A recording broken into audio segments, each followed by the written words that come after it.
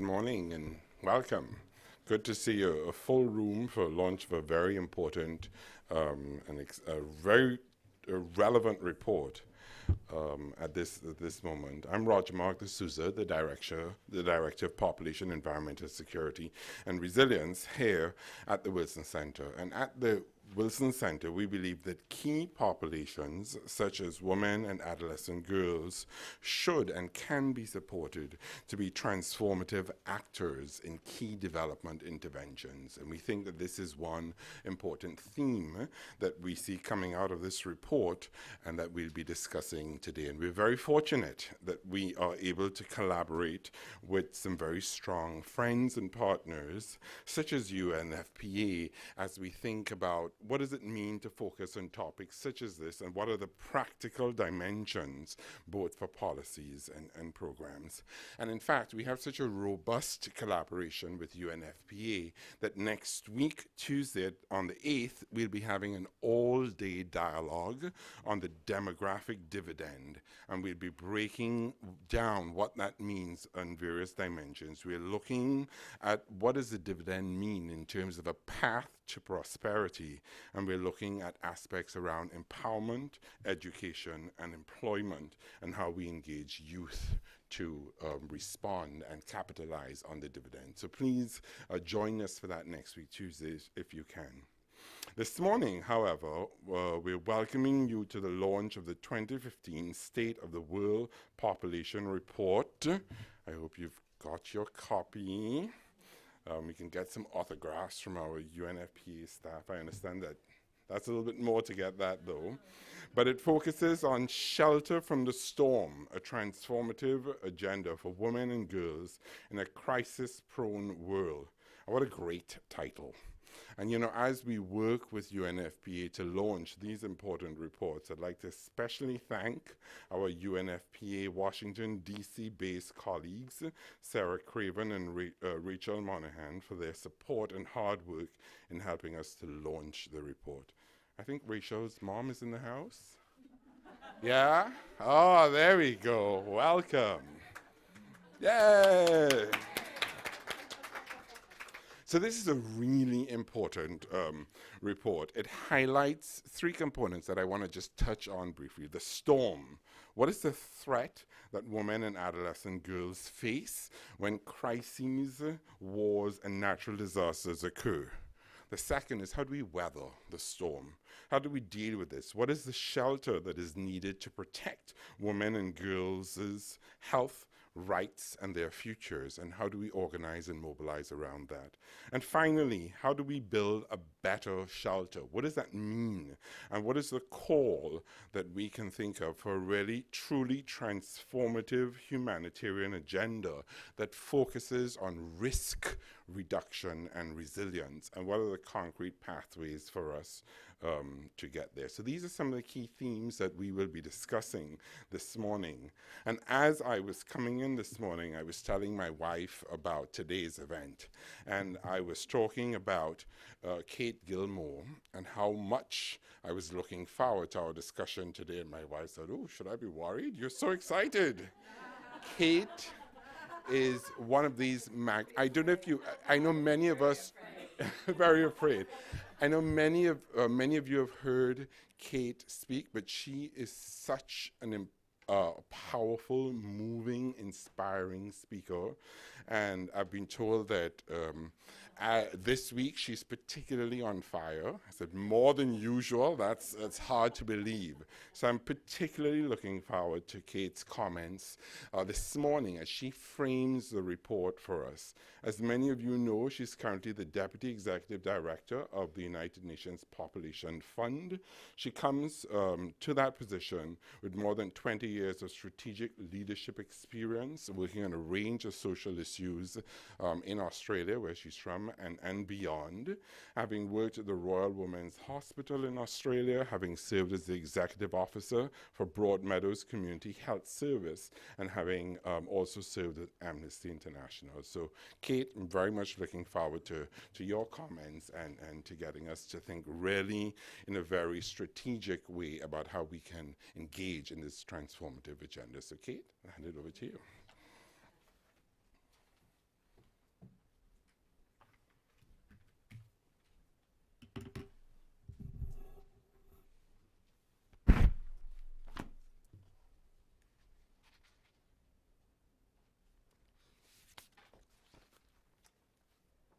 Roger Mark, thank you very much for that opening generosity, which really has put me under a lot of pressure. To Rachel's mum, and the rest of you, mums matter most. Serious, dear friends, thank you so much. I know this is a tough time of the year to make space to come to events and listen to ruminations of people who possibly spend too much time talking and need to be part of spending more time acting. So I really deeply appreciate it.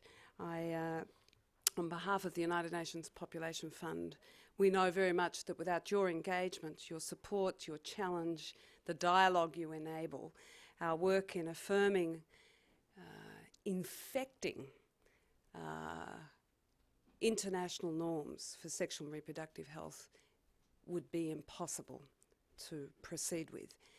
The United Nations Population Fund holds in trust a gift that was not of its own making, but something that was forged over many decades and came to its denouement, if you like, in 1994 in the form of the Cairo Programme of Action.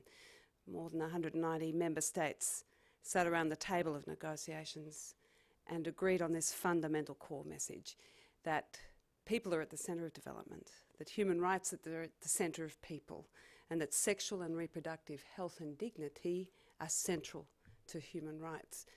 And from that enormous gift of intellectual discipline, vision and principle came a mandate that United Nations Population Fund over those many decades, or those decades since, has really attempted to steward and to usher into all corners of the world. But we own it not. We hold it in trust, and it's the trust you give us that allows us to carry that work forward. And it's a great honour today, therefore, to introduce you to our 2015 take on the most urgent and pressing dimensions of that great entrusted responsibility of the ICPD Programme of Action, what the most contemporary account of the most urgent and pressing issues are. Rarely before have we witnessed so many people on the move, so much instability, so much suffering. In armed conflicts from Afghanistan to Iraq, Nigeria, South Sudan, Syria, Central African Republic, Yemen, and in many other places, combatants are defying humanity's most precious, hard-fought for and critical fundamental norms. Every single day, we hear of civilians being killed and wounded in violation of the basic rules of international humanitarian law, and with total impunity. Instability is spreading. Suffering is growing. There is no country untouched. That's how the president of the International Red Cross and Red Crescent Society described the world as he sees it, when he did so barely a month ago at a press conference he held with the United Nations Secretary General. But the question does remain, when such bullets fly, when bombs fall, when drones strafe the ground and faceless guerrilla crawl their brutal way into villages and across farming fields, when the earth trembles and quakes at such a magnitude that even ancient temples crumble and modern buildings collapse, when epidemics blindly ravage communities who already struggle with so little because they are not provided what they are deserving of. When climate's shifting contours wipes out traditional land holdings and floods out traditional lifestyles, when gentle oceans turn into savage tides, when these rages of climate conflict and contagion, when these crises take hold, why on earth are we talking about gender and sex? How can it be? I mean, is it just that UNFPA has a personality disorder? A peculiar fetish? Doesn't get out enough. How could it be that in the midst of this global heart-wrenching tragedy on a scale unprecedented since what we called World War II, how can the intimacies and delicacies of sexual and reproductive health matter and matter so much? And how could they even make one iota of a difference? And why should human rights in this intimate sphere be of any concern when life, liberty, nation, leadership and trust are at such risk? Well, the answer is, of course, because these rights, they're central. They're central at all times, in each and every setting, including in the toughest of times, in the hardest of places. Not only because the suffering caused in their deprivation is so unconscionable and yet so imminently preventable, but also because those self-same rights, upheld, honoured and protected, are strategic assets to resilience, to response and to recovery. Let me just explain what I mean. First things first, look, there's no humanitarian crisis without people. It's the impact on and of people that is the tragedy of humanitarian crisis. The ways in which we as people, our actions exacerbate or diminish crisis, extend or alleviate it, cause or reduce it, these are also opportunities actually, for it's in people themselves, affected communities directly and at the front line. It's in their agency and their participation that we have the greatest chance to make a life-saving, life-transforming difference, even in the aftermath of the worst of crisis. And you know, right now, 1.5 billion people are living in humanitarian crisis, living in conflict-afflicted regions, the root cause of this unprecedented, anxiety-provoking refugee movement that is on a scale comparable only to the World War of the 1940s. You know, over the life of the Millennium Development Goals, for all their great achievements, and as we come to the close of their 15 years of effect, we should be celebrating them. But over the life of those self-same Millennium Development Goals, the average length of stay of a refugee has increased from 12 years to 20 years. Thousands upon thousands of people forced into flight as refugees, only to encounter, it would seem, further abuse, social exclusion, exploitation and rejection, even as they're fleeing violence. Crises are about people.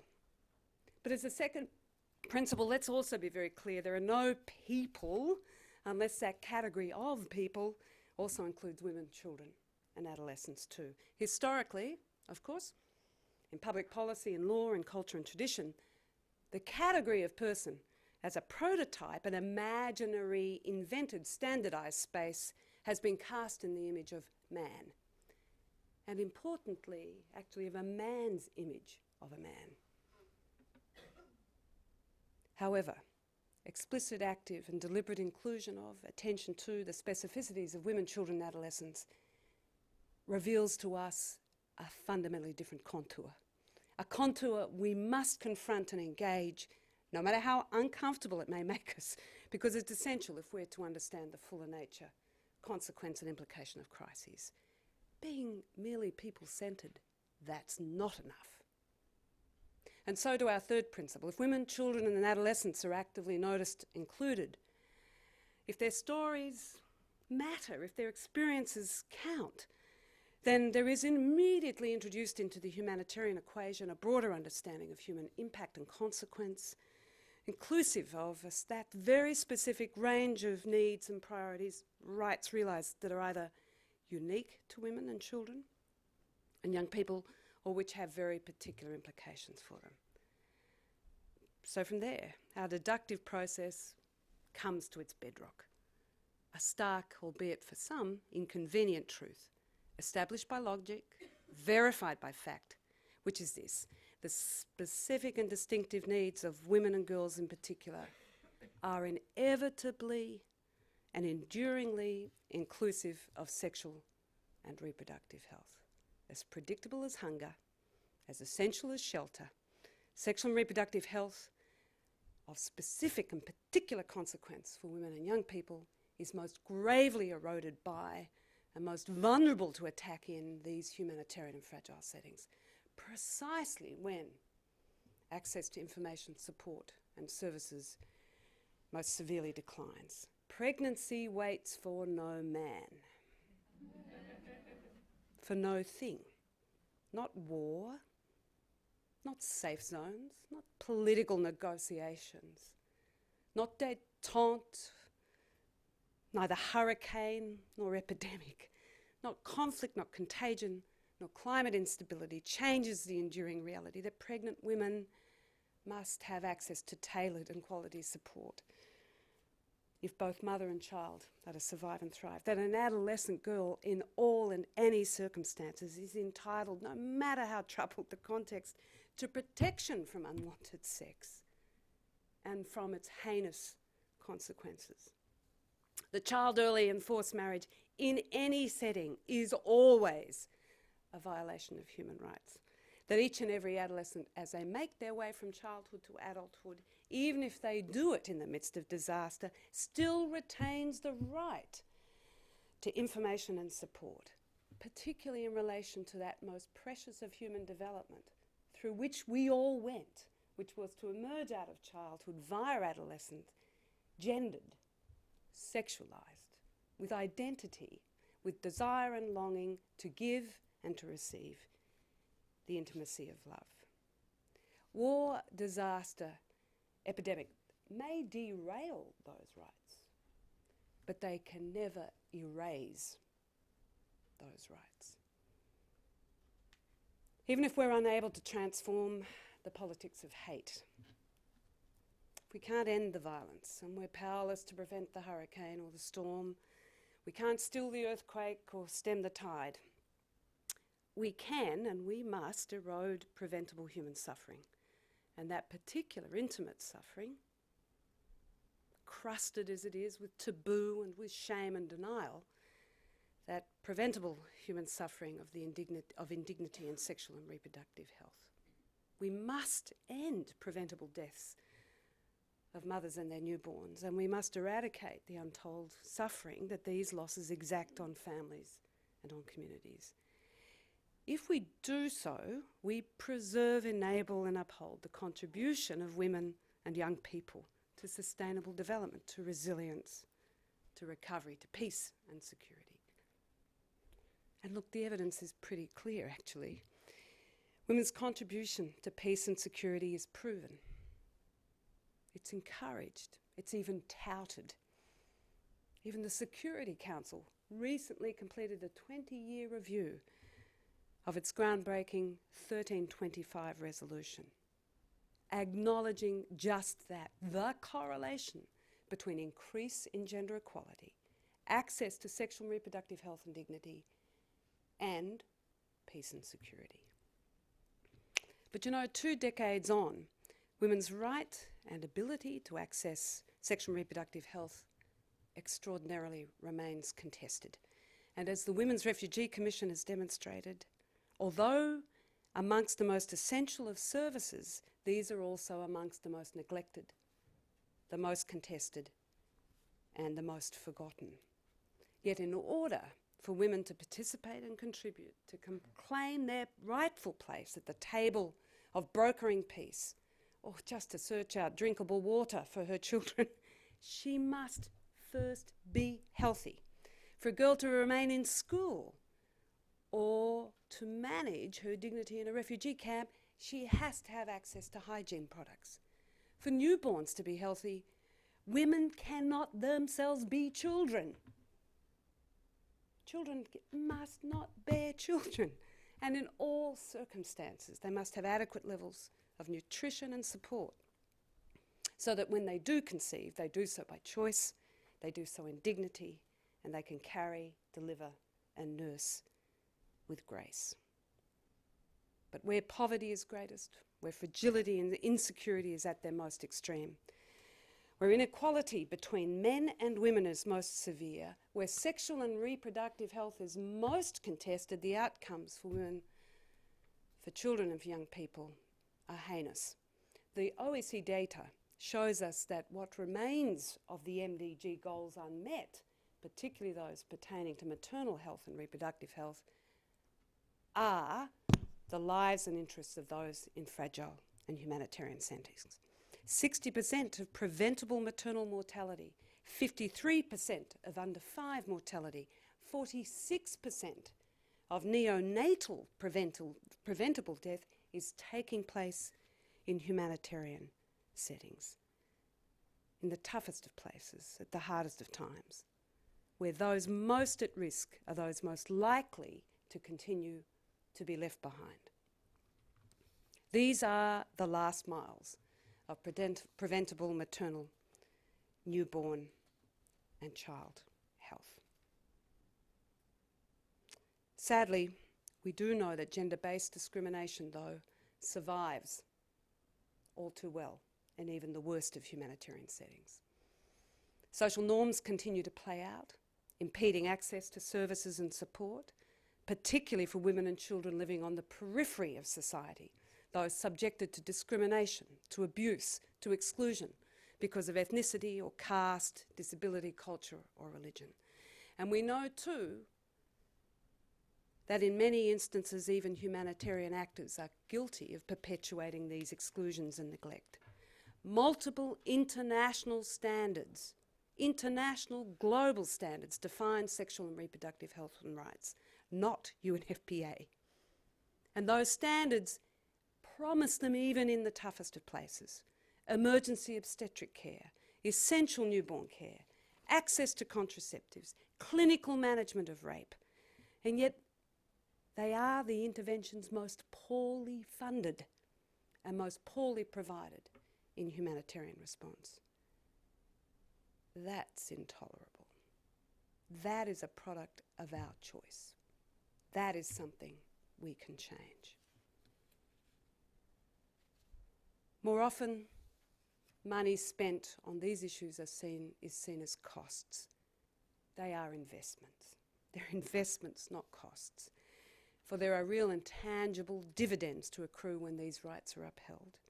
The Lancet, who's published the research showing that money spent on quality antenatal care is a triple return investment. Investments to reduce teenage pregnancy, ensure girls are safe and have access to school, yield a 10% return for low and middle income countries. The research even shows that alongside smart land management, family planning, 5 times cheaper than any green technology, can help reduce global emissions by between 8 and 15%. And untrammeled consumption, not poor people's fertility, is the gravest threat to planet Earth. Even when crises are rapid in onset, the outcomes for women and children are different. Do you know that women and children are 14 times more likely to die during a disaster than are men? And the graver the localised gender inequality, the greater the difference. During the cyclone disaster of 91 in Bangladesh, 140,000 fatalities occurred. 90% of those fatalities were women. 61% of fatalities from Hurricane Nargis in Myanmar were women. In Banda Aceh, as a result of the Indian Ocean tsunami, 67% of people who died were women. These gender differences in disasters, impacts and aftermath are the result of the differences we have created through the social roles we play, through our discomfort with sexual and reproductive health, and the social expectations we impose on women and girls. In disasters, women die because, under force of social norm, they're not allowed outside the home without the accompaniment of a male family member. So they don't flee fast enough. They don't leave quickly enough. Their particular roles in care of older people and of children further slows their escape.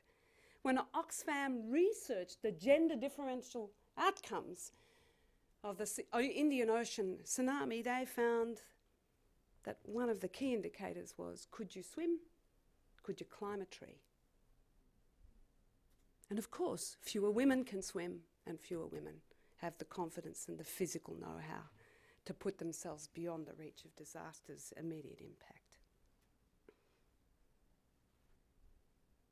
Adolescent girls in particular fall through this terrible gap that we've created between humanitarian and development responses.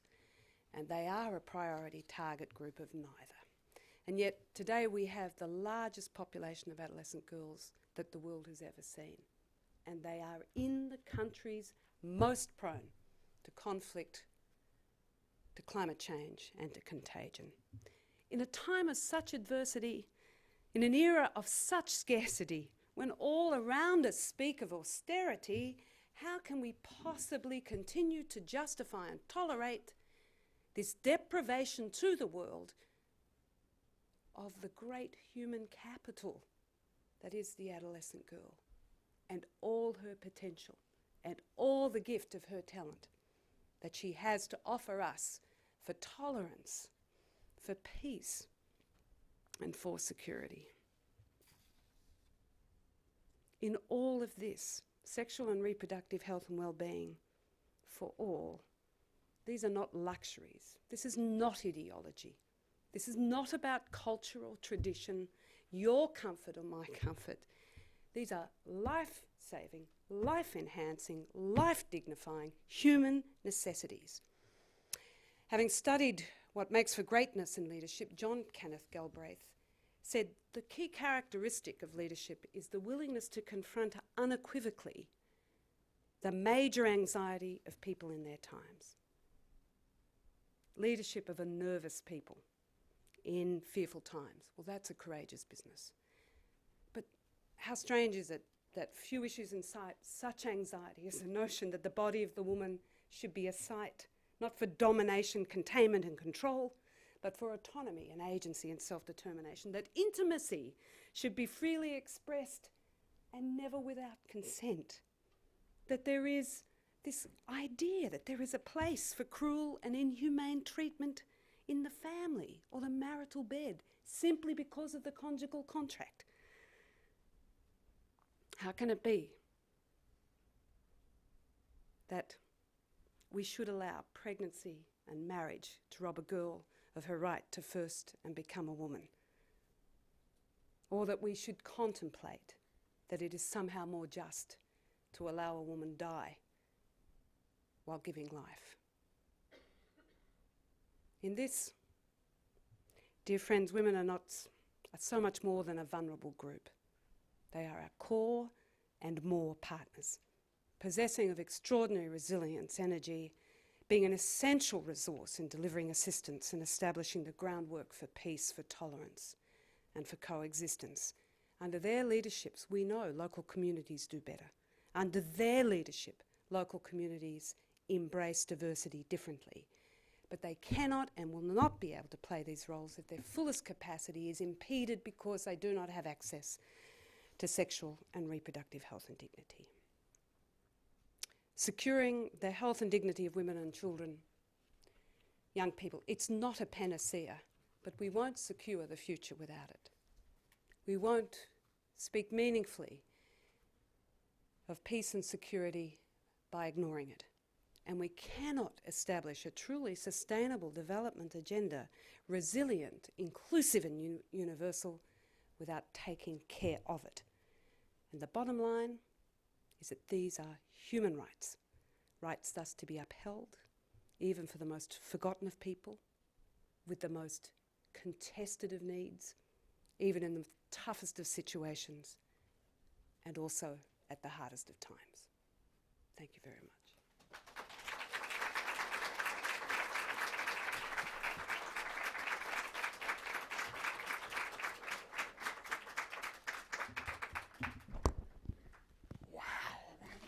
What did I tell you?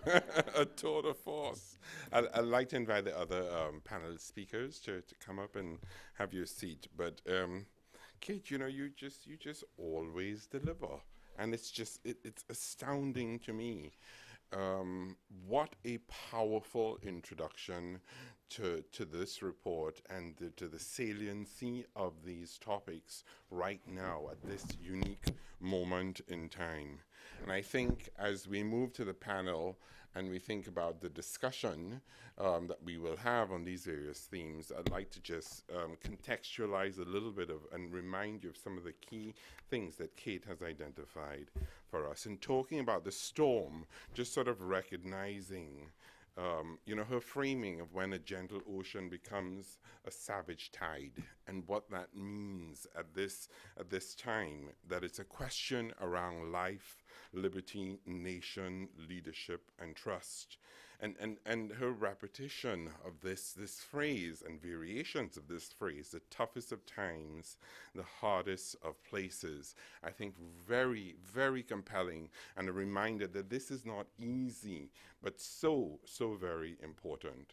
And for us to understand UNFPA's role at this moment in time, and understanding that, yeah, it's not just a fetish, they do get out.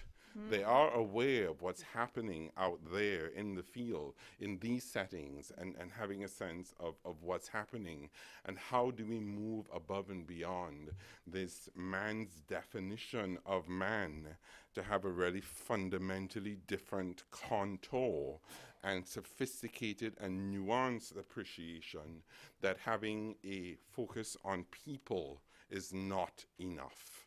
That's an important start. But ultimately, as we think about this shelter, we're reminded, as Kate has said, that pregnancy waits for no man, but waits for no thing. And that it retains this right to information and support for these key populations in these contexts. And it really is a call to action that is a broader action that is linked to sustainable development, recovery, peace, and security that must be proven, must be encouraged, and must be touted. And I think as Kate thought about what that meant for this transformative agenda, her affirmation about where these rights are most contested is where the outcomes for women and children are most heinous. It's in the toughest of places, the hardest of times, but it's a choice.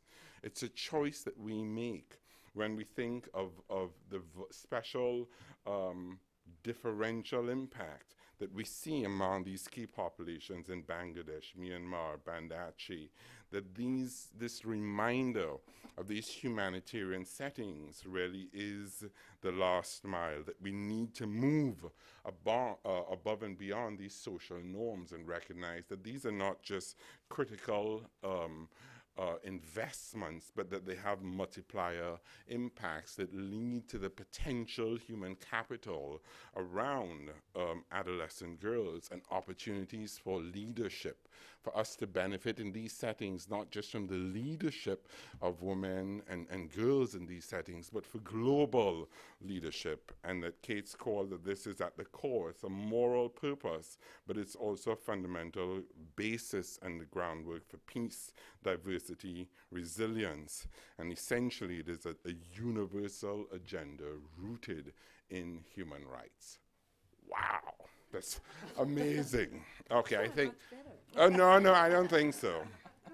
But let's move to the panel to build on these critical ideas, and I'm going to sit, but then I'll invite you to come up if that's okay.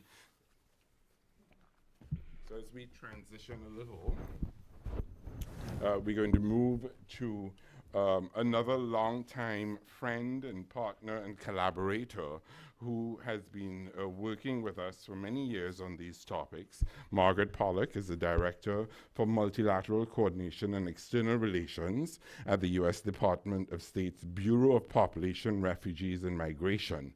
And many of you know Margaret well. She provides leadership on the planning, formulation, implementation of U.S. government policy positions, funding actions, and operational strategies around refugee assistance issues. So, Margaret, I'll hand it over to you. Well, thank you very much, and good morning, and thank you all, Kate's mom, Roger Mark, and the Wilson Center, for hosting this event. And Kate, it's always a pleasure to participate with you at any gathering, and it's certainly a formidable task to follow your elegant words and her wonderful accent, and not to mention her shoes and socks. I mean, you are just really a hard on fire. Yeah, they are. There are many things that we appreciate about UNFPA and Kate's shoes and socks, but its annual State of the World Population Report is one of the most important ones for me and colleagues within the State Department across the U.S. government. UNFPA translates volumes of data and statistics to tell the true story about the impact of the work we collectively do and why we do it. As the report highlights, this year brought tremendous challenges in both the rising demand and costs for assistance across the globe, from the protracted crises in Syria, which my bureau works day and night on, to the kidnapping of young girls by Boko Haram, to the Ebola outbreak, to earthquakes in Nepal, and seemingly everywhere in between.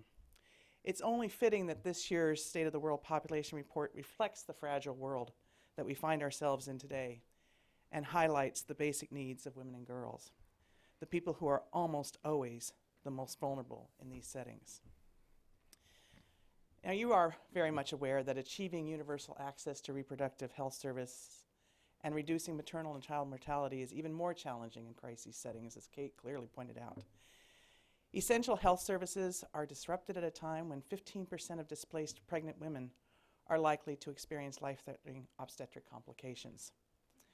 Access to contraceptives is often greatly reduced, resulting in an increased number of unplanned pregnancies. This takes a high toll on women and girls.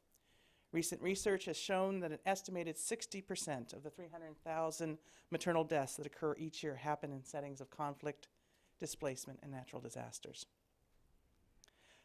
The State of the World Population Report distinctly points out, and I know the Obama administration agrees, that in order to find truly durable solutions, particularly as the world seeks to achieve the newly adopted Sustainable Development Goals, we need to collectively invest in better data-driven economic and social development, better humanitarian action, better risk management, better attention to prevention, preparedness, and resilience, and better interdependence among all of these goals. The global goals lift up gender equality as a goal in its own right, and we must place this at the core of our work. And we will only be able to do so through a full realization of sexual and reproductive health and rights, which will lead to far less vulnerability and much greater resilience for individuals and societies as a whole. The report further demystifies any distinction between humanitarian response and development. Humanitarian action can lay the foundations for renewed longer-term development, which in turn can provide community-changing benefits, enabling individuals, institutions, and communities to withstand crises and help accelerate recovery. During the Obama administration, we've been very fortunate to have leaders like Hillary Clinton and John Kerry at the helm of our efforts at the State Department. And we've had incredible stewards, including Jeremy Conondike, who I know you'll hear from later today, as well as my own Assistant Secretary, Ann Richard, who unfortunately couldn't be with us today. These leaders are all firmly committed to the protection and empowerment of women and girls, and they understand the importance of improving universal access to sexual and reproductive health services and promoting women's reproductive rights, especially for those whose lives have been torn apart by conflict or other crises. Over the past 6 years, the U.S. government has not only increased global funding for reproductive health and family planning in the development context, we've also steadily increased the gaps in access to these services in humanitarian settings. We've been working in partnership with UNFPA in particular and other humanitarian organizations to increase the rapid, reliable provision of safe birth and reproductive health kits, family planning commodities, as well as medical and psychosocial support, and other survivors of gender-based violence. In addition to our core contribution to UNFPA each year, the United States has provided direct funding for UNFPA's programs to aid those displaced by the crisis in Syria, South Sudan, Iraq, Nigeria, and Ukraine. In fact, in 2015, the U.S. government remained the largest donor to UNFPA's humanitarian response, providing more than $27 million in reproductive health and gender-based violence programs. This increase in earmarked funding for emergencies has been a major factor in the U.S., now being ranked as the third largest overall donor to UNFPA for 2015.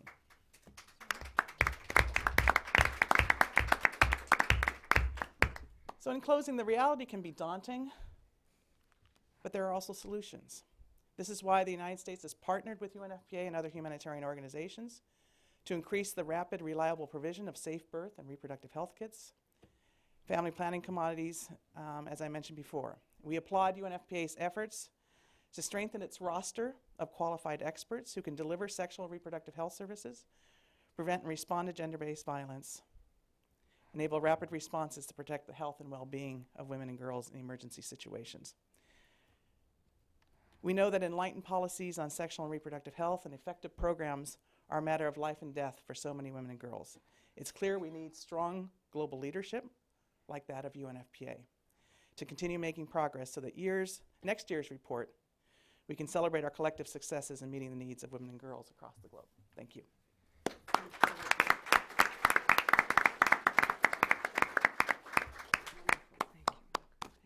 Thank you very much, Margaret. I'm glad that we're able to go from Kate's well-worn shoes and socks to durable solutions, thinking about how we build on resilience, but also how we address the gaps and thinking about the rapid, reliable provision of services. I think really critical. And I hope that we will delve a little bit more deeply into some of the obstacles and questions around that as we get to our discussion. I'd like to move to our next speaker, Jessie Rattan, who is the director of CARES Global Program on Sexual and Reproductive Health in Emergencies. As many of you know, CARES is an important actor, and Jessie has been working in crisis-affected and fragile states since 1999, supporting sexual and reproductive health and rights programming, South Asia, Southeast Asia, and sub-Saharan African countries. She's an MPH, but she's also a nurse. So it comes to this with some medical training that allows her to think about the different dimensions of a response. So Jessie, I'll hand it over to you. Thank you. Thanks a lot, Roger Mark, and thank you to the UNFPA team for inviting me here today. I'd also like to thank UNFPA for focusing this population report on the needs of women and girls in these crisis-affected settings, since as we've all agreed, so many more countries are considered fragile and are dealing with the before, the during, or the after of conflict and disaster. I'd also really like to appreciate the great collegial relationship we enjoy with UNFPA in just about every country we work in: Chad, Eastern DRC, Djibouti, Pakistan, even Syria, where in fact we're submitting a proposal to you guys in a few days, so wish us luck. I'd like to make a special shout out to Kate and Princess Sarah for being fearless champions in ensuring access to sexual and reproductive services in humanitarian settings is embedded in the new global strategy for women, adolescents, and children's health, and underlying our attention to every woman, every child, everywhere. Yay. I'd also like to acknowledge how far we've come in the last 20 years, since 1994, since the Rwandan crisis, how much more available and accessible SRH services are in crisis settings, and how much more embedded the language of sexual and reproductive health rights is in development and humanitarian work, and now even in the Sustainable Development Goals. So I think we should feel proud of that. So with my few minutes of airtime, the UNFPA team asked me to frame our discussion around why sexual and reproductive health and rights matter.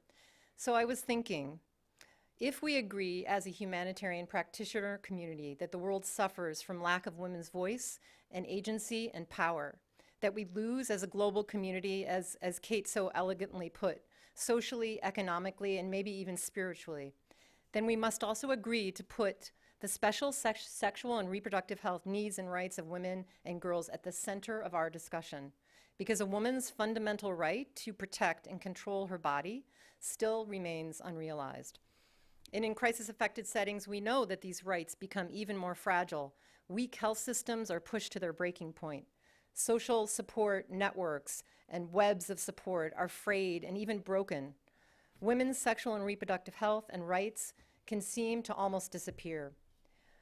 But what CARE has found over the last 3 to 4 years of our SRH programming in crisis-affected zones in Chad, southern Chad, eastern DRC, Mali, Pakistan, and Djibouti is incredible resilience and the ability of government health providers to deliver not just basic services, but more comprehensive services such as long-acting family planning and post-abortion care.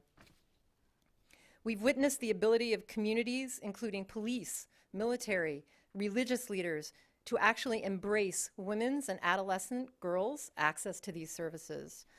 So, for example, across these 5 countries, encompassing about 79 health facilities, reaching about 700,000 women of reproductive age, health providers have provided 150,000 women and girls with family planning methods. Over the last 6 months, for example, in eastern DRC, 83% of these women and adolescent girls have chosen long-acting reversible contraception. We've also supported these same facilities to provide more than 8,000 clients state-of-the-art post-abortion care. Post-abortion care is an urgent need in these settings where access to contraception is low and unsafe abortion is frequent. These services are critical to women, and they are actually feasible to offer.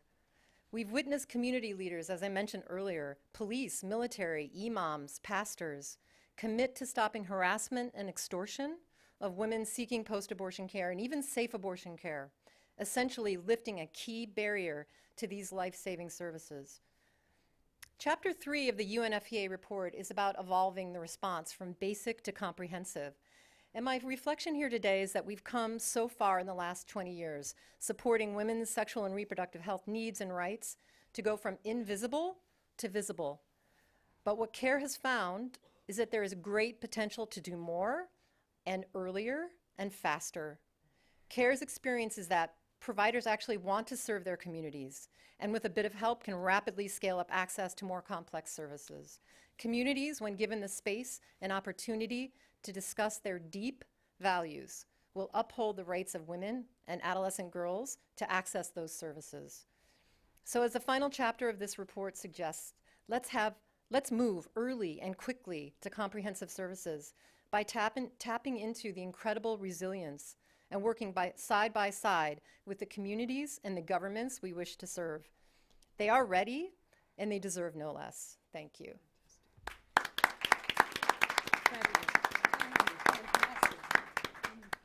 Thank you very much, Jessie. I think we all resonated with your statement on every woman, every child, everywhere. But I think an important reminder of, we're always looking forward to where we want to go next, but a reminder of where we've been. Really what we've accomplished in the past 20 years, how we've gone from what we've done to move from basic to comprehensive, from being invisible to visible. But this point about what it means for resilience and how do we tap into that resilience. And I think 2 important elements that you identified, looking at really state-of-the-art care, which is critical and which is saving lives right now, which we can deliver more quickly, more easily, and do better. But also how do we involve folks that are very difficult to engage on these issues, that it is possible. We know that the healthcare providers will tap into these deep values and meet these needs, but we can also do that as we think about how we engage the police, religious leaders, the military. So I think a very compelling case of very specific pathways that we can take and action that can be taken, and how do we capitalize and build on that. So good luck on that proposal. Thank you. So we're going to move to our next speaker, Megan Stone. She currently serves as the president of the Nobel Prize Peace winner Malala Yousafzai, Malala Fund. She's working to empower girls globally to achieve their potential through a quality secondary education. And as Megan tells us a little bit about her work and her perspective, she says that she's working to encourage girls and women to speak up, take action, and serve in excellence. She also notes that she could do with a nap. So sounds like you're on the road and doing a lot. So Megan, share your perspectives with us. Thank you. Hi, good morning. I want to thank the Wilson Center and UNFPA especially for inviting the Malala Fund to be with you here today as a new organization. We really appreciate you valuing young and emerging voices in these conversations, and we're really honored to be here at this launch. It's a really important report for adolescent girls and women. When you were kind enough to ask the Malala Fund to join you, you asked us to be a respondent in the email that I got, and that really struck me as I read the report, and it was such a thoughtful, extensive analysis and call to action from UNFPA. You ask us in the report to ensure that we promise shelter from the storm and deliver a transformative agenda for women and girls in a crisis-prone world. And I wanted to be a respondent, so I read it cover to cover, and I was just really struck by the photo on the cover. Did everyone get a copy? Have you seen it? Right, isn't it beautiful? It's really beautiful. And for those of us that have spent a lot of time in refugee camps, whenever I see photos of refugee women, especially other moms like myself and other young moms, it just takes me back. It makes me wonder, who is she? What's her story? So I started, looking through the pages. I went down a Google hole trying to find the photographer, where this woman was. Could I find her name? How old was she? And I found she was a migrant on the Macedonian border. And she looks quite young to me. Doesn't she look young to you? And it took me back to being a young mom about this, with my child the same age. My son is a single mom, and just reminded me how much that when there are challenges with your pregnancy, with your baby, with your small child, nothing is stable in your life as a mother, nothing. So there's no way we can ensure the stability of women globally without addressing these issues, period. So we're facing this unprecedented challenge with more than 100 million people in need of urgent humanitarian assistance, and we note this is more people than at any time since the end of the Second World War. Tens of millions of adolescent girls and women. So this report is so timely and powerful, and is truly a reckoning to meet their needs and ensure their rights. Our mission at the Malala Fund is to empower girls through a quality education. So why is an organization focused on girls' secondary education here at the launch of this report? Because for a 15-year-old Syrian girl in an informal camp in Lebanon, a refugee at risk of early forced marriage, but yet still hoping to achieve her dreams, the greatest thing we can do is have all of our organizations work together. We have to work together to keep our commitments to not just education or women's health over here, but to the entire girl, to all of her needs. If Malala was here with us today instead of studying in her own school, where every adolescent girl should be, she would remind us that a commitment only counts if it's kept. It's what she reminds world leaders every time she meets with them. As we meet today to talk about this crisis, I want to share Malala's personal commitment to all of you. We at the Malala Fund probably have the youngest boss in the world. I actually work for an adolescent girl. So I have an 18-year-old young woman and a Nobel Peace Prize winner as my leader and co-founder of my organization. But what many miss in her story is that she herself has actually been a refugee. Not only was she attacked by the Taliban, she was an internally displaced person, a refugee in her own country, in Pakistan. She actually knows what it feels like personally to go from place to place with an uncertain future, missing your school and home and the safety you once knew. I've sat with her and her family many times when they cry tears about those memories of those times. So to her, this is incredibly personal. Even this past summer, she chose to spend her 18th birthday on the border of Lebanon and Syria, opening a school in the Bekaa Valley for refugee girls and calling on world leaders to donate to the urgent and still unmet UN appeal for Syrian relief. So she commits this coming year to making the fight for education for Syrian refugee adolescent girls one of the most important parts of her work to come in her activism. As we face this global refugee crisis, the truth is that we, the people in this room, we cannot keep up. If we're honest with ourselves, our governments are not keeping up either. No matter how many funding summits we hold, or papers we write, or hours we spend lobbying leaders, it will never be enough. But we do know some people who can turn the tide for themselves, for their families, their communities, and eventually, hopefully, our world.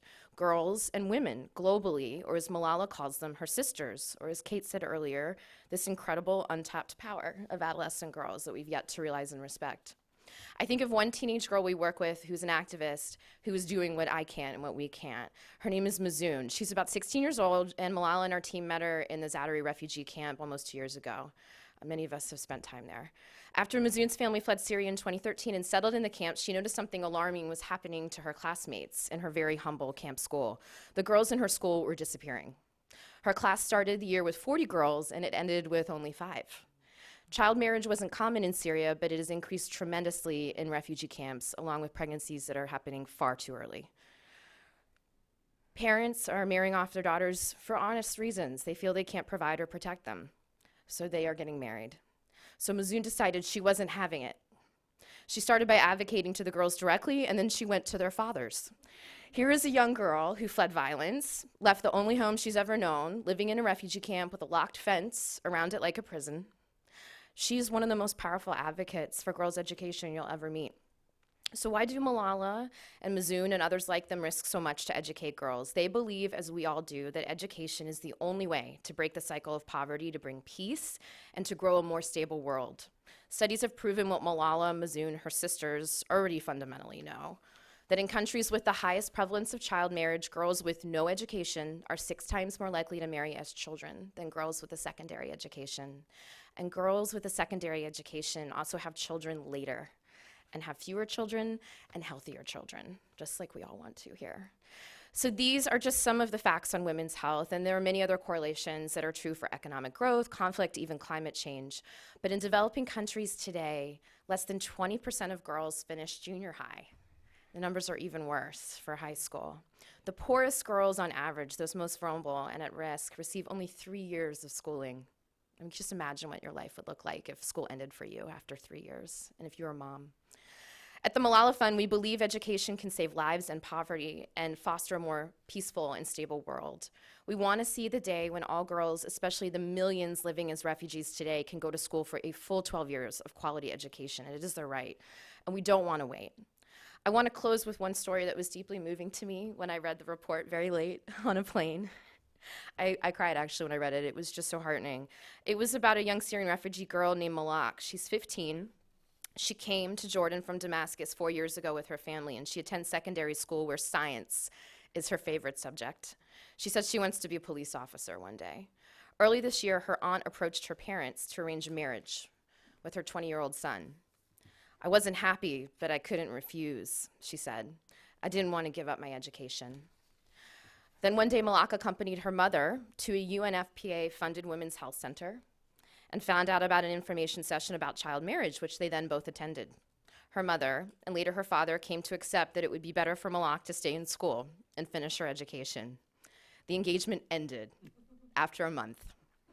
I want to thank UNFPA for inspiring us at the Malala Fund with your mission and with this specific story that we see time and time again, because this is truly what our shared work is about, working across our sectors to help girls like Malak, Mazoon, Malala, and the millions like them.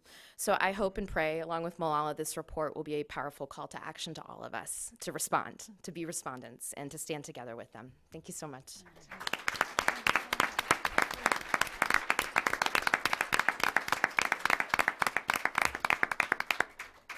Thank you very much, Megan. I think one of the most powerful things about what you just said was really bringing it down to a personal and individual level. You know, and so many of us see these reports and you see these images, but really saying, listen, take a moment to pause and look and reflect. You're really talking about a powerful individual, and there's a powerful story behind that, whether it's Mazoon, Malala, or Malak. For us to look specifically at the person behind the story and to connect and to use that to mobilize. So thank you for bringing that very important personal dimension to this work. And another very powerful thing that you said to me is what you hear from your boss. And I would encourage us to all have adolescent bosses. But that the commitment only counts if it is kept. And part of that commitment is not just the commitment to the issue, but the commitment to collaborate and support and learn from each other. And I would just say, finally, you're so much more than just a respondent. So much more, really in the trenches, engaging. So thank you. Very, very powerful and compelling. And I hope you get that nap. So Omar Robles is our last speaker on the panel, and I'd say it's good to have a guy on the panel here with us, Omar. Yay, for Omar. Come on. So Omar joined the Women's Refugee Commission in August of 2013, leading their work on adolescents in emergencies, girls and boys. He previously worked as a gender assessment technical advisor for USAID, as a consultant for the United Kingdom's Department of International Development Nike Foundation Girl Hub Initiative, and as a gender emergencies consultant for CARE. He's an expert in gender, masculinities, and child marriage prevention, having worked all over the world. So Omar, over to you. Thank you very much, Roger Mark. In addition to all those things, I'm also someone who's curious and has learned from many people in this room, including from the presentation today, watching Kate speak, always inspiring, and I even see mentors out in the crowd. So I really appreciate the opportunity to be here. I also want to say that at the Women's Refugee Commission, we're absolutely thrilled that UNFPA has taken seriously the need to work on sexual reproductive health in humanitarian settings. At the Women's Refugee Commission, it's been at the core, really, of the Commission's mission for over 20 years. And that's why we believe firmly that the storm affecting women and girls actually predates crisis. Before the war, before the natural disaster, the situation for women and girls, we really believe, where we routinely work, is a state of emergency in and of itself, unto itself, right? Humanitarian crises really do amplify our responsibility to act, individually and collectively, development and humanitarian. And I think these are themes that we were really thrilled to see elevated in the report. The idea that we need to reflect not only on the problem statement, but begin to see beyond that. There are gaps, the report highlights them, places we could do better. But if we were to press pause and act on some of the information that's in the report, systematically, more conscientiously, and just stop with all the new, and maybe do better what we already know we could do, I wonder if that's not part of that transformative vision. I do wonder whether or not that's also part of that fundamental shift. So what I'd like to focus on here today, really, though, is the fact that adolescent girls in particular are really sort of at a disadvantage. At the core of what was in the report to me wasn't necessarily the disadvantages that have been highlighted here today and the sort of the trough, right? That the challenge can actually feel somewhat overwhelming. I wasn't tired and on a flight, but there was a moment when I was reading the report where I had to put it down, kind of walk away, just to say, really, let me reflect. And there was a line that stood out, a line in the report around fundamental shifts and transformative vision.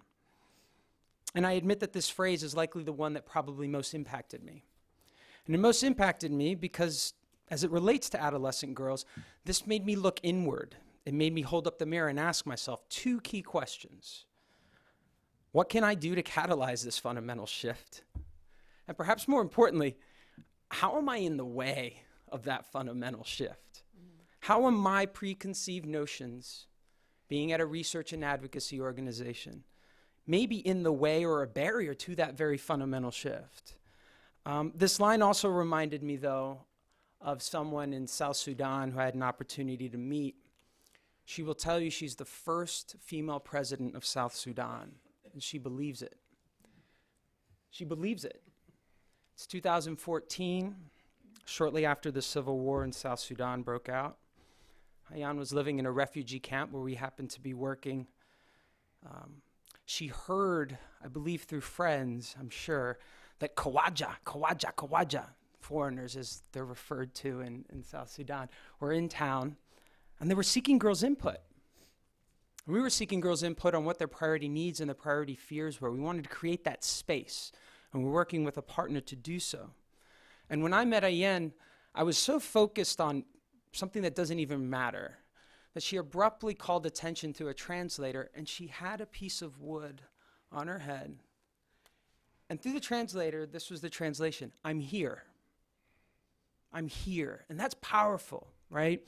It's powerful because she repeated it, and the idea of her dream came out through giving her a space, giving her and her peers a space to actually talk about what their priority needs and priority fears were. Of course, being a young person, becoming a nation's leader in any setting are admittedly slim, and the odds are uniquely stacked against Ayen. But probability is not destiny, and to judge her dream sidesteps, I believe, our individual and collective responsibility to do what we can. I think that part of that is that fundamental shift that we're talking about in humanitarian programming. We need to take into account her daily routine. It didn't at the time include attending a makeshift school.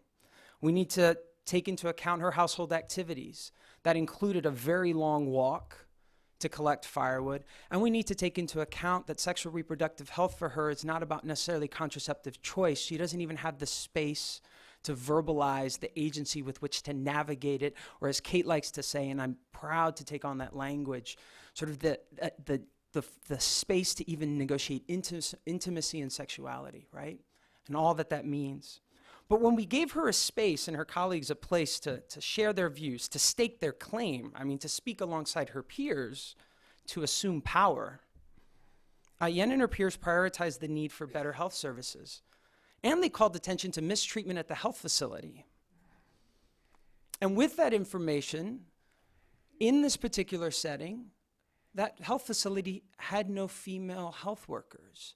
And that was a shift that was made. And that shift wasn't made by my presence. It was made by the girls themselves. So I give you a very practical example of how intentional efforts to reach out to adolescent girls actually have programmatic impact. So the fact is, for Ayen and for Malak, who was referenced today, and millions of other girls, the humanitarian situations outlined in the report begin as an event, a bombing, a middle-of-the-night scurry through the desert, a step onto a makeshift boat, as we've recently seen. But it's most often preceded by a reality that does not give them a fair or just opportunity to transition through adolescence and into adulthood, with agency, being unmarried, without children, and exploring intimacy and sexuality in ways that are healthy and informed. The reality is that before the storm, social and gender norms thwart girls' development, compromise their health, infringe upon their abilities to fully realize their rights and potential. We've read this. I copied and pasted this from a report in 2000, 15 years ago. MDGs, that line. That made me want to pour a glass of wine. That made me want to step away. So I think the question is, as we move forward, to recognize that adolescence is a critical time in the development of both girls and boys, right? And as the report highlights, the risks and needs certainly diverge in many ways. For girls, adolescence is a time, yes, when opportunities constrict, workloads increase, and risks expand. And many of those risks have to do with their sex, with their physiology. But the truth is that physiological differences between females and males do not explain, nor do they justify the large differences in exposure to violence, in caregiving roles, and in access to resources. Social and gender norms steer girls down a riskier path. Okay? These are the norms that dictate the very things that we've heard about today, and they aren't affected by the crisis. They travel with the girl. There might be an opportunity, as I will say, to begin shifting those norms, but we shouldn't allow ourselves to think that a crisis absolves us of our responsibility to take into account those disadvantages when we're responding in these crisis situations. We have to avoid also pinning the efforts to do better for women and girls against efforts to engage men and boys. We have to maintain the focus on women and girls. And my role at the WRC, that really has to do with focusing on adolescents, adolescent girls, as well as boys. But we can't ignore the fundamental and influential persons in the lives that influence and shape their relationships, their interactions in their community.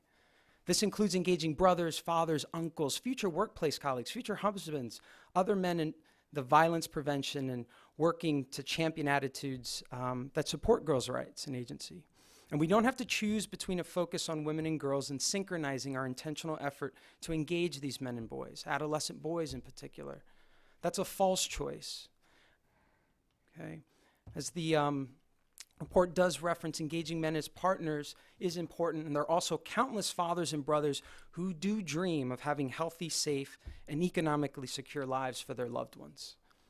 At the Women's Refugee Commission, in closing, I just want to share that we believe that girls are not a humanitarian sector. No individual sector is solely responsible for creating this environment for girls and for women, and we have to give them a fair shot, right? That's all. We all bear on that responsibility. Progress has been made, but as we've heard today and read in the report, the state of the emergency is real. That progress is uneven, and it does overlook many key populations, including adolescent girls. And Ayen's not the only dreamer. I'm sure all of us in this room are in some way connected to the work and that we believe in it. But I want to share that I met 4 other dreamers last month in Tripoli. Yana, a 15-year-old girl who's been on the run for the last 4 years. She wants to be in school. She wants to be a teacher. That's her dream. Yana's brother, Anas, is 12 years old. He's assumed the provider role already, not necessarily by choice. It's the expectation. His dream is to reach Europe. Yana and Ana's parents dream for a better, more secure day for their children and their family. Now, this family reminds me of that collective responsibility to do better for all of them. Because if Ayen's dream seemed implausible, certainly the ones I just referenced are not. What can I do to catalyze this fundamental shift? And how am I in the way? I hope we can all ask ourselves that moving forward so that in 2015, when we have SDGs and we're reviewing another report, we can't do Control-C, Control-V. Thank you.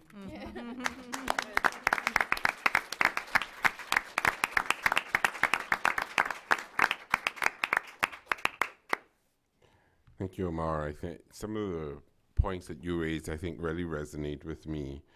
Personally, I think we think of ourselves as actors in this space, and really, what are we doing? Are we really just Kawaja, foreigners you mentioned?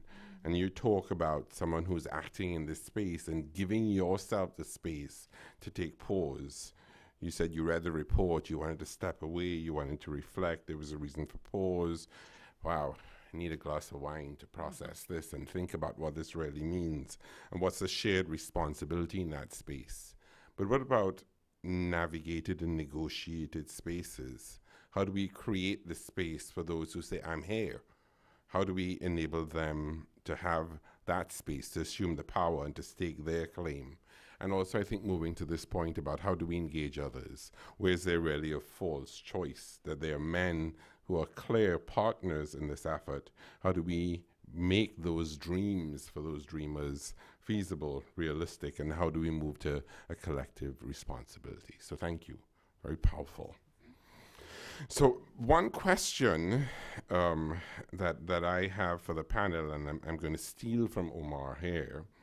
Omar's, I think, asked a very important and provocative question. How am I in the way? How am I a barrier to this fundamental shift? And this actually is a question that I had for the panel. From where you sit, be it with a UN agency, be it with the State Department, be it with an international NGO, be it having a Nobel Peace Prize winner, an adolescent boss, to someone who's engaging on the ground and reflecting and analyzing. Where do you see some of the barriers from where you sit? And some of them may be bureaucratic, but some may be unintentional. How are you learning about how you yourself, from where you sit, from your perch, might be an obstacle? Is this too difficult for a UNFPA to take up and act upon? What are some of the barriers that you are seeing, and how do you try to navigate that space? I think that's a really important and critical question. The more that I have these types of conversations, the more that I hear from colleagues a desire to learn from our failures and to be honest about obstacles and failures and barriers that sometimes we may unintentionally create. So I'd like to have a little bit of a discussion on that. Any thoughts, reactions? Anyone wants to start? Kate? No. Margaret's going to jump in. Margaret.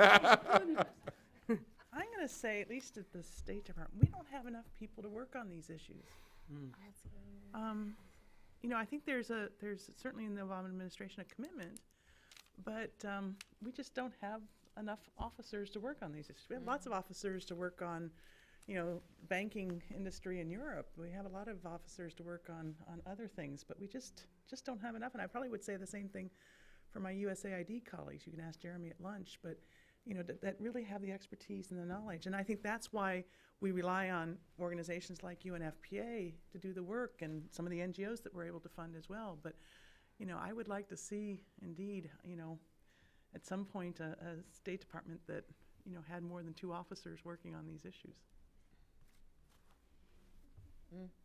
Fantastic. Yeah? Probably get fired, but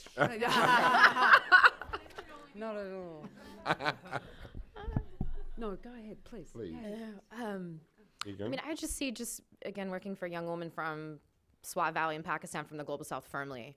I really enjoy working with her after working in this field for 15 years now, because she just looks at us sometimes and she's like, that makes no sense to someone like me. And I think having these sectors that are so separated, at least for speaking on girls' education, we meet all the time with other people in global education and, talk about girls' ed, and we don't really spend time in the same room all the time as the other sectors, which I touched on what I said. But, the same girl that's in a camp, if we don't keep her in school, she's going to come over to you guys because she's going to be at the family planning clinic or at a getting family health services at the age of 14 and having a baby in very unsafe circumstances. If you don't do what you're doing, there's no way we can make sure that she's in school, period. And it's the same girl, and she's just kind of walking around. But yet, our data put her in a different column, in a different space, and maybe she's measured here but not there, and there's no continuity. And these girls' lives are not unlike any of our lives. She brings her full self to all the needs that she has. And so I think folks in our community could spend a lot more time, working with other people that don't just look at education, looking at the girl's entire constellation of needs.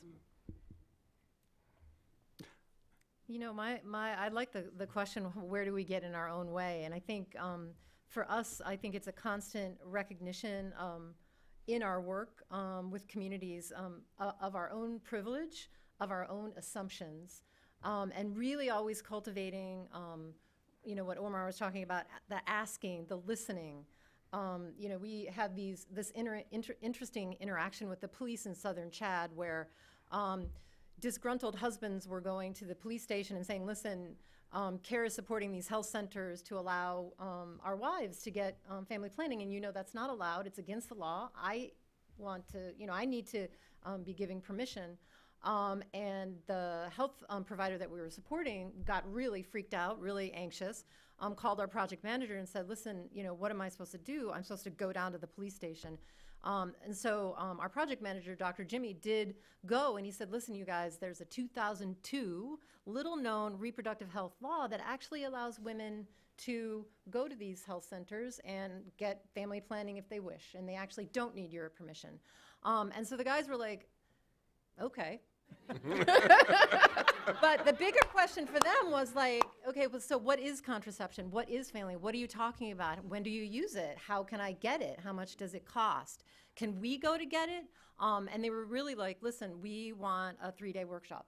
And being an NGO, we can deliver that to them. And so, but it was really an unexpected place for, solidarity and engagement. And so for me, it's always about breaking down the barriers of assumptions, about who people are, and I think in that instance there was this unlikely collaborative group that now is in. It feels like every time we do a campaign, all the guys are there in the picture.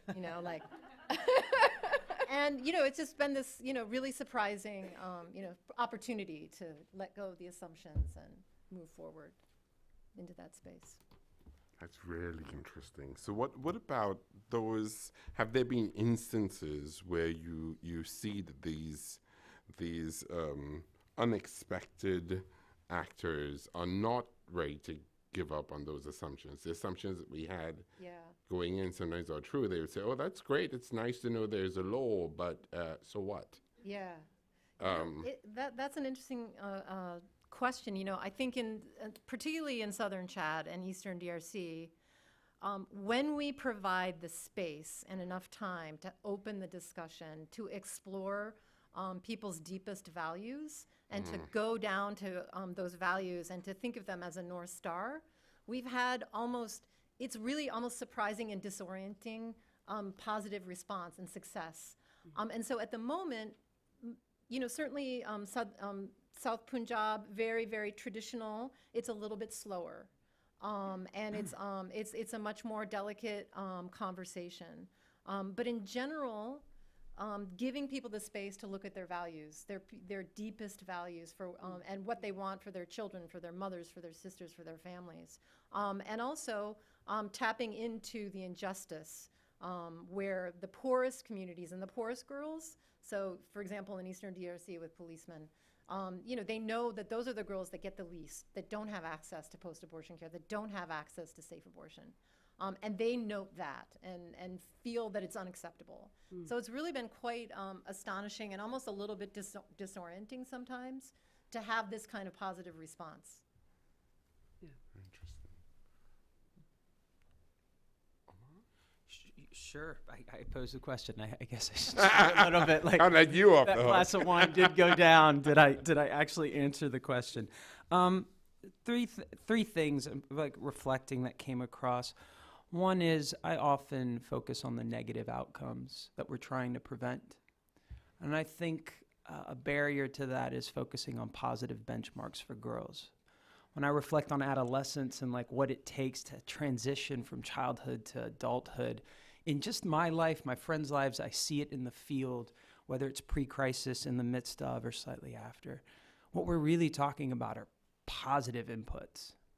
So I think that for me, one of the things that I wonder part of that transformative shift is to really begin to get clear less on, to also complement as we move forward ideas of what are some really positive benchmarks for girls.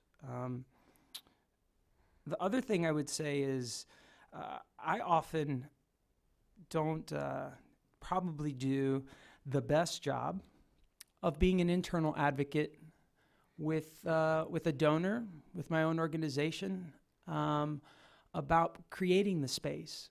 Because I agree, I'd love to hear Malala say that makes no sense. And that makes me think how many times Malala or Ayen would look at me and say, that makes no sense. I mean, one of the big challenges we have is you engage, you ask girls to, if you ask girls to speak and give them the space, they will, right? And if you provide the inputs, they want to be in that space. They want to be in that space so badly. But if you design it then with a curricula that didn't take into account the way that they speak, the way that they talk to each other, and that takes time. And then that takes, from my end, the type of advocacy to carve out that space and carve out that time. It takes more effort. That's that notion of being proactive. And I could certainly use more capital in trying to carve out that space and link it to results. I'm not talking about talking just to talk, and I'm not talking about inputs just for inputs. I'm talking about linking it to results for girls. And I think that's that part of, again, the transformative vision, fundamental shift, if we're going to try to get beyond business as usual, from my vantage point. And that can help with the resilience. I certainly believe that humanitarians are trying to do the best that they can.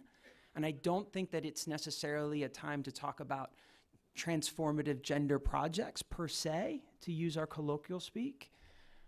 But I do think that there is a real space to do better and to do more and to take into account that. Yeah. Thank you. Cool. Well, thank you, and I think I would echo very much what has been said. I mean, to put it briefly, for the United Nations, I think sometimes we are complacent when we should be urgent and passive when we should act. And I think the courage of the moral authority of the UN Charter is sometimes set to one side in the interests of a pragmatic exchange with the elite. What's quite clear is that power will not let go of power. Power does not do that. The only long-lasting, sustainable change ever secured in the interests of social justice and inclusion has always come from the people who are excluded. This is a social movement project, and I feel deeply troubled that at times, because of the privilege, the extreme privilege of that the United Nations can represent in its operating level at headquarters in particular, in New York and in Geneva and Vienna, that we have lost that deep understanding that the Charter says we the people. We the people, not we the member states, not we the governments. The United Nations exists for the people. And unless we get closer and into a deeper, more discursive conversation with affected people about our accountability to them, about ourselves as duty bearers to them as rights holders, we are never going to be timely, at scale, results-oriented, and authentically delivering what they have a right to call on us to do. But the final impediment, I think, is, please don't tell anyone I said this. Margaret, I mean, someone will do our jobs better one day, but you do need us. Like, she's going to lose her job, and I'm going to lose my job because, the ultimate impediment to me is leadership. Yeah. I think there are many deficits in the world. The gravest deficit is leadership. Yeah. And its absence, we're paying a terrible, terrible price. Okay, thank you. So I see some nodding heads and smiles and folks wondering what will happen next. On that note, I'll just say... Available for great work. Yeah. They were live streaming this panel, just so you know. Live streamed. I just know this is being webcast We're live going so well. and is being recorded. So I'd like to open it up to you to get your questions and reactions. My colleagues will come to you with the microphone. I will take about 3 questions at once. I'll ask you to get to your question quickly and to please give your name and your affiliation as we get to your question. So please raise your hand so I can see. So we'll start with the gentleman. Yes, right there. Thank you to everyone for being here. I'm Dr. Sam Hancock of Emerald Planet TV. And it was just amazing across all the presenters, the amount of prose and poetry that was embedded in all that. It's absolutely beautiful, not just the thoughts and the ideas, but actually the style and presentation. So it was just wonderfully done. Thank you for being here. 2 things. One, I want to go back to Roger Marks. I wrote this on the newspaper so I could not forget these since it was so much information. But one was about create the better shelter and transformation. And then going back to Kate, the great human capital to be developed, evolved. And of course, your last statement here, the deficit is leadership.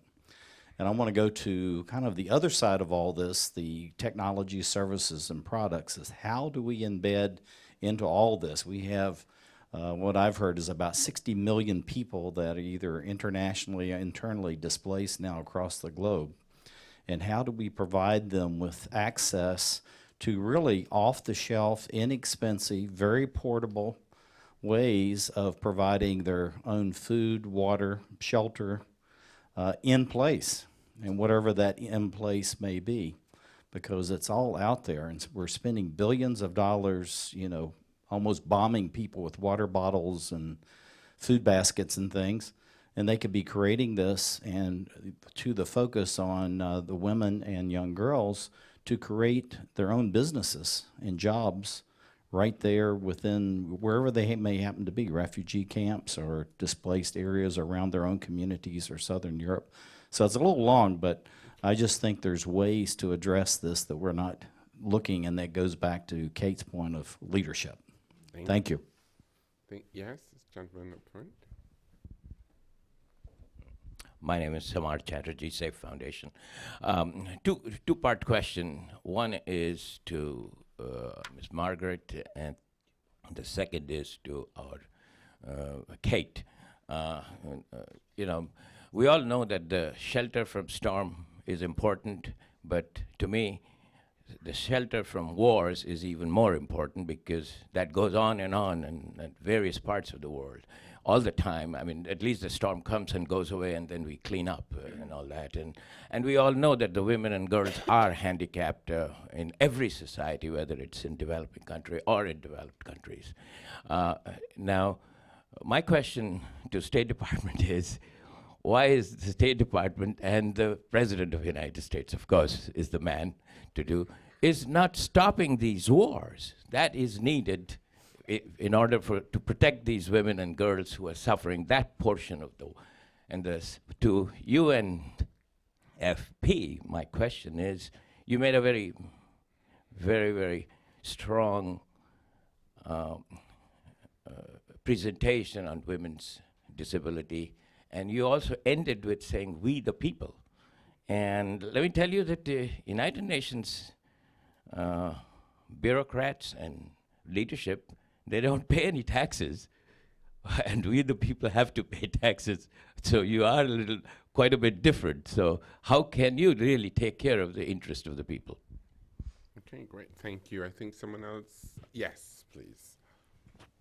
Hi, Jill Gay, What Works Association. My question is, what results should we be thinking of that are adolescent girl and adolescent boy positive, that are beyond the indicators that we have at the back of the state of the world's population? So things like reduced forced marriage, or condom negotiation skills, or reduced rates of HIV among adolescents, which is the fastest growing age group acquiring HIV and dying of HIV. Okay, great. Yes, and we'll take one at the back, please, and then we'll do a second round. Hi, everyone. My name is Judah Alloway, and I'm really here more to actually answer one of the questions. I forget the gentleman's name from Emerald TV. I represent Imagine Leadership. I run my own firm that actually caters in at-risk displaced people to help them economically empower themselves as well as transition. And one of the challenges that I have in helping people start their businesses is that most funders will not touch young women because they're at a minor age and they're not an age of majority. And the other challenge is that they won't fund international refugees or people that don't have a permanent address. Just like a lot of times people here in the United States who are homeless can't start businesses, or it's difficult for them to start businesses. So it's more the infrastructure that prevents all of us from living more prosperous lives. So I just wanted to make that comment. Great, thank you. So we have a number of issues that come up. How do we ensure that these key populations have access to the technology, services, and products that can really make a difference? How do we address the root causes of the wars? How can we support that? Is there a disconnect between UN staff who enjoy certain privileges and the work that they're meant to carry out? What are some of the results and key indicators that we can be looking at? And we want to really reach these key populations, but yet their inherent vulnerabilities tied to their status that prohibit them from having easy access to funding. How can we address that in some way? So who would like to start? I can start on the leadership question, which I think is so important. I think the system only works with protests, people speaking up, people being critical observers of what's happening. The system also only works when there's people like my fellow panelists here who are working within difficult bureaucratic systems. When you work at scale, there's going to be bureaucracy, and there's so many heroes, I think, and I think of both of your work to push internally for change, which is powerful. I can say for Malala, when she started, I started working with her 2 years ago. I just sat down with her and I was like, what do you want your life to look like? Do you want to be the girl from the global south they invite to speak to make themselves feel better at big gatherings that they wheel out to be inspiring? You can make a good living doing that. People will give you high fives and tell you you're amazing, you know? Or do you really want to fight for change? She's like, I absolutely want to fight for change. She's like, I don't want to be the only girl that looks like me at these events. These people ask me to come speak, and I get down off the podium, and there's no one that looks like me. There's no one my age. There's no one from a community like I'm from in SWAT. You know, and so she decided very early on a couple of things, that the Malala Fund would never take money from governments, to preserve the integrity of her voice, to be critical, to be respectful, to stand for herself but not against others. That's a very specific place to be. It's easy to protest. It's hard to be a diplomat. It's easy to yell loudly. It's harder to really broker real progress. You know, and she appreciates that at a very young age. You know, so she preserves the integrity of her voice to speak honestly to leaders and to bureaucrats, and to say, you have to do more, you work for us. We are the people. I'm here. I'm sitting with you. I'm asking you to do more. You're not doing a good job. And I've sat with her with world leaders, and she said that very plainly.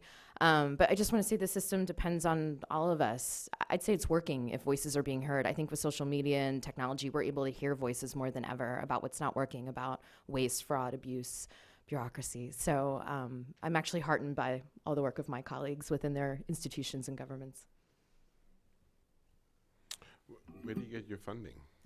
Mostly from, it's a mix of very small donations we get from people all over the world. We usually get donations from over 50 countries in a given year, which surprises us. We get a lot of kids that got their parents to sponsor them reading books, or we had a girl in Canada that thought it was ridiculous that a girl had to wear a white dress when she graduates from high school and look pretty.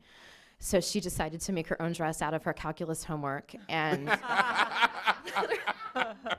can't make this stuff up. You know, at NGOs, we like try to think of these cool like fundraising ideas. Can you imagine a meeting? You're like, you guys, I have this amazing idea.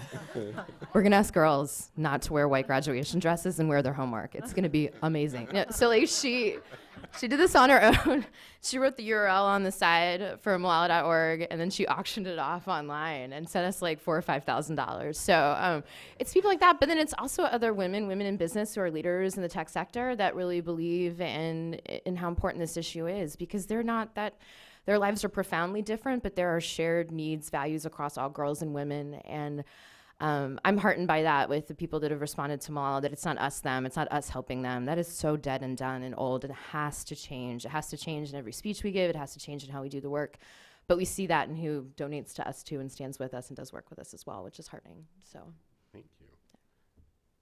Well, just interested in Jill's, question to all of us about what results are we wishing for adolescent girls and adolescents generally, other than those in the back of the manual. And so I think for me, harder to measure, but of course we want to look at the decision-making power that girls and women have, their sense of agency.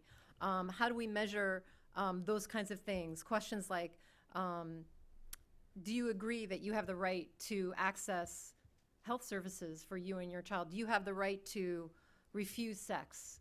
I think those ideas are behind or underlying the more distal kind of public health outcomes, and I think we have to be brave and smart about how to measure those things, both for those that we want, that we seek more agency for, but also the social norms that underlie them, and how do we measure those? So I think as a community we need to get smarter about that, and not hold on always to our more traditional public health frames on women's and adolescent girls' lives and experiences. Margaret? I don't have the answer. How do we stop wars? I won't even try. I just work in a bureau that unfortunately has to deal with its manifestations. We wonder that on a daily basis, why we can't do it. But I'm sure it's far more complicated than I'll ever know. On the question of kind of around innovation, or the comment, we're next year in May, we'll have the World Humanitarian Summit, and I know the issue around innovation is very much on people's minds in terms of how we can take advantage of the new technologies that are out there in humanitarian settings. But I also feel that, we have technology that we know works, and we're not even using that. I'm thinking specifically of lights in refugee camps, in latrine areas. And, oftentimes we'll go and a camp will have been in place for months and there's still no lighting.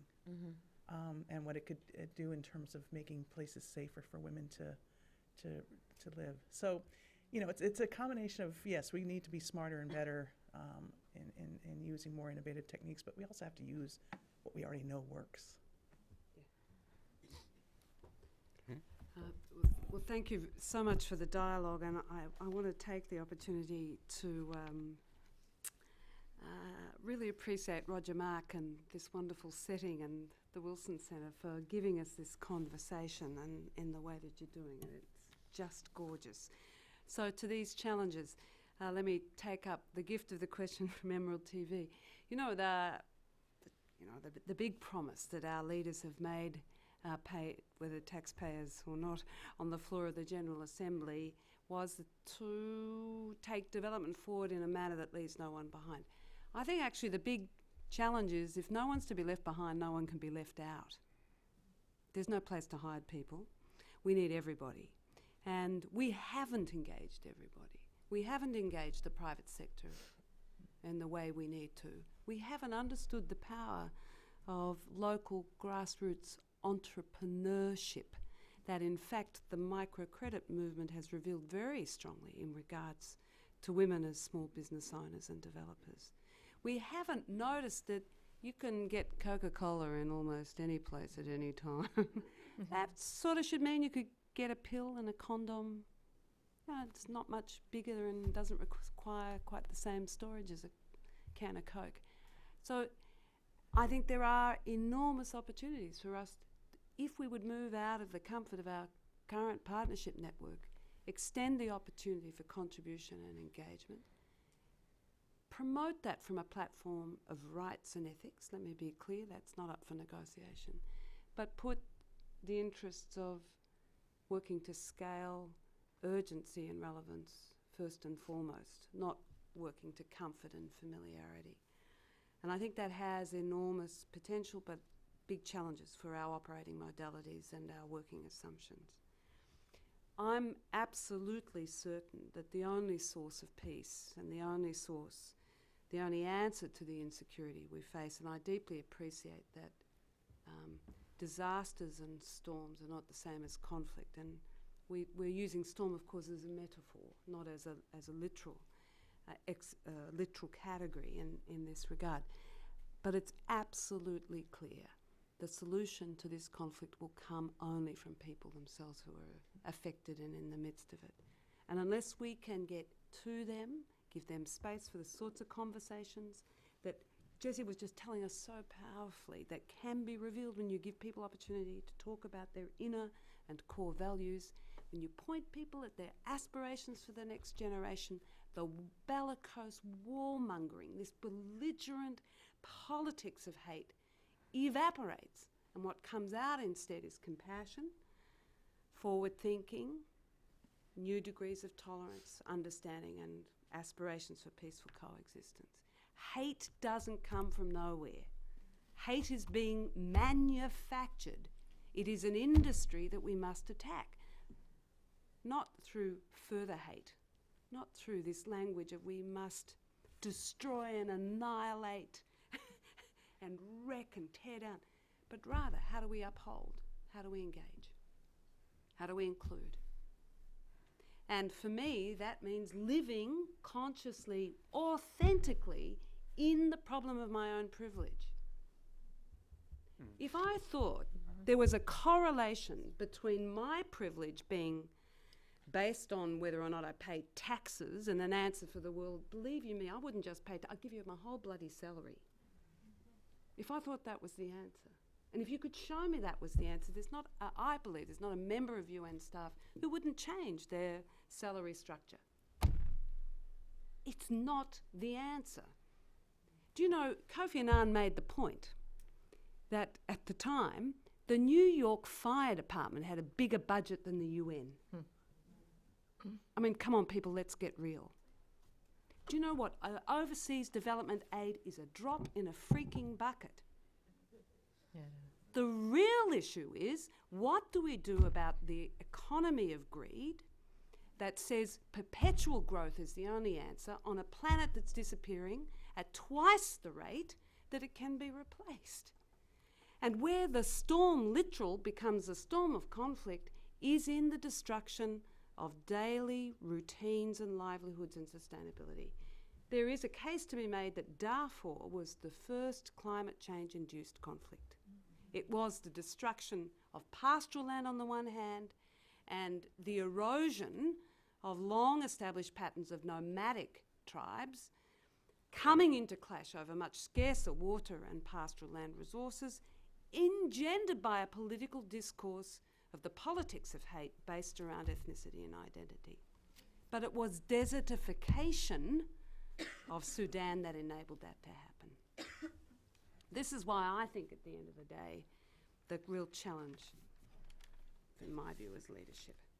When it comes to data, just open, if you've got a report, open the back of the thing, looking at those indicators, and have a look at the sexual and reproductive health indicators. And we've got a descriptor up the top there. It says stuff like, I hate that. Contraceptive prevalence for women aged 15 to 49. It says contraceptive prevalence rate for women aged, modern methods 15 to 40. What do you notice just across those? What do you notice across those 4 categories?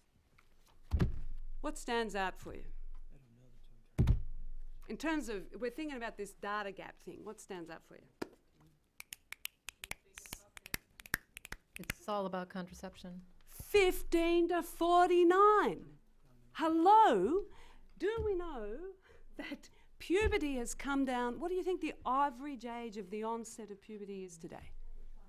10, 12, something like that. It varies a bit. Don't fully understand why it's come down. Maybe related to nutrition. Maybe. The point is it's come down, people. It is not 15. It is 10.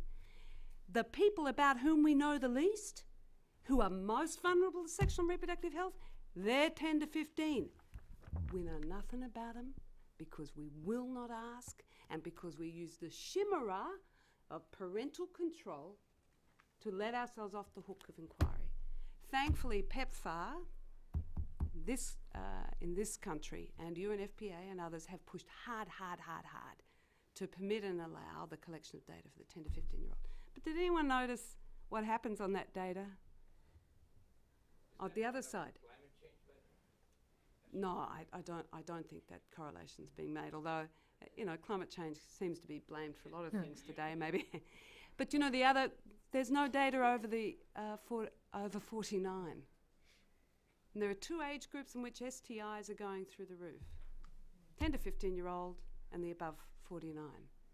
Do we honestly think people stop having sex above 49? Would anyone like to talk about how much time they've got left? Sweet memories of those wonderful moments. It was good for me. I hope it was good for you.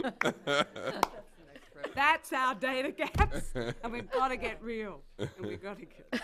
We've gone into late night talk show territory here. So good. Omar, any final comments to follow up on that note? No, I'm going to let that one stand. All right. Just a really great way to Okay. Well, what an engaging discussion to have around UNFPA's latest report. We're about to continue the discussion over lunch, but I just want to point out for you some of the things that we said today that have resonated with me and that I have taken note of, and I know I will go back to and will continue to resonate with me. Overseas development aid is a drop in the freaking bucket. Yes, it is. Sorry about that. It is though. Let's remind ourselves of living authentically in the problem of my own privilege. Mm-hmm. Really powerful statement to think about what that means. Are we complacent when we should be urgent? That makes no sense. And who's telling us that? Our real bosses are telling us that. Where do we get in our own way? And finally, and just remember And I would encourage you, and Megan, forgive me, I would encourage you to imagine Malala saying this to you. And it's easy to protest. It's not easy to be a diplomat. Could you imagine that statement coming from someone who works at Malala? That's tremendously powerful. So thank you. Please join me in thanking the panelists for this.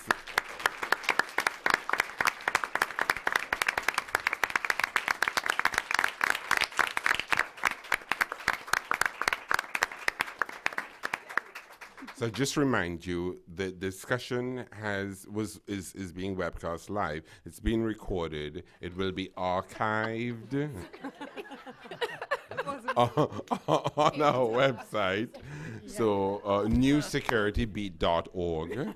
So you can go back and have a look at it. We will write up a summary of the discussion that will be there also. So now as we move into lunch, my colleagues will guide you as to where we go next. But we're going to continue the discussion, and please take advantage of some of the ideas we've discussed to also talk about them among yourselves. So thank you, and let's enjoy lunch and further dialogue.